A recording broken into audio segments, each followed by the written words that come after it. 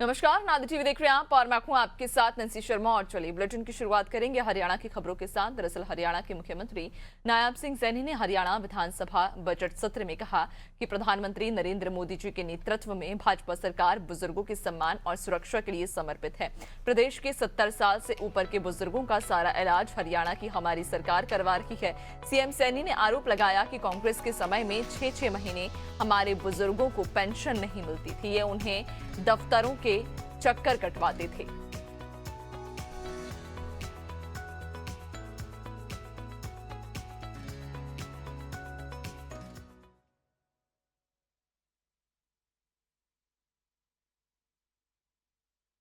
कहा पेंशन काट दी। अरे पेंशन काट देंगे माननीय अध्यक्ष जी हम किसी बुजुर्ग की? हम तो उनका सम्मान बढ़ा रहे हैं, उनका बढ़ा करके दे रहे हैं। इस पर देखिए माननीय अध्यक्ष जी, माननीय मंत्री जी ने जो जवाब दिया है, मंत्री जी ने ये कहा है कि अगर कोई शिकायत आती है, ये सरकार की जिम्मेवारी है उसको वेरीफाई करना हमारी जिम्मेवारी है। और उसको वेरीफाई करने के लिए उसको थोड़ी देर होल्ड किया था और वो चला गया सारा का सारा। अगर मैं कहूं आपके समय के अंदर अगर मैं कहूं आपके समय में बुजुर्गों को एक साल 6-6 महीने पेंशन नहीं मिलती थी। हमारे काद्यान साहब बैठे हैं, देख दे रहा थे जो बुजुर्ग बैठे, पेंशन नहीं मिलती थी और उनको जाना पड़ता था 5-5 किलोमीटर दूर, 5-5 किलोमीटर गर्मी में माननीय अध्यक्ष जी पसीने में जाना पड़ता। पानी पूछने वाला नहीं था बुजुर्गों को कोई इनके समय में।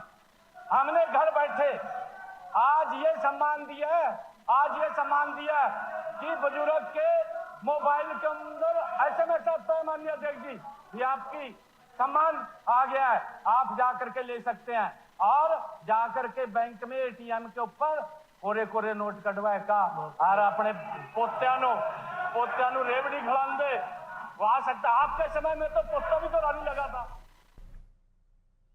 और हरियाणा के मुख्यमंत्री नायब सिंह सैनी ने कहा है कि पीएम मोदी जी द्वारा 24 फरवरी 2019 को प्रारंभ की गई पीएम किसान योजना आज देश के करोड़ों अन्नदाताओं के लिए सशक्तिकरण का आधार बन चुकी है। इस योजना के अंतर्गत किसानों को प्रतिवर्ष 6,000 रुपए की सीधी आर्थिक सहायता उनके बैंक खाते में पारदर्शी रूप से प्रदान की जा रही है।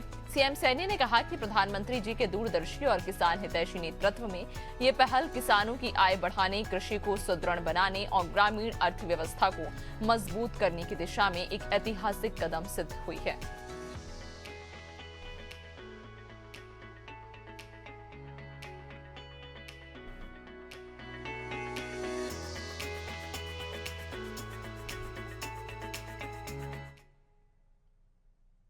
और हरियाणा के मुख्यमंत्री नायब सिंह सैनी ने IDFC फर्स्ट बैंक के मामले में कहा है कि हरियाणा सरकार के विभागों की जागरूकता से ये मामला सामने आया और इस पर सरकार ने तत्काल बैंक को डी-एम्पैनल कर दिया है। सीएम सैनी ने कहा कि राज्य सरकार गंभीरता से इस मामले की जांच करवा रही है। जो IDFC फर्स्ट बैंक है उसके अंदर लेन देन में कुछ अनियमितताएं थी, क्योंकि विभागों द्वारा अलग अलग अपना पैसा बैंक में रखा जाता है और ये प्रथा आज से नहीं है, इनके समय में भी थी।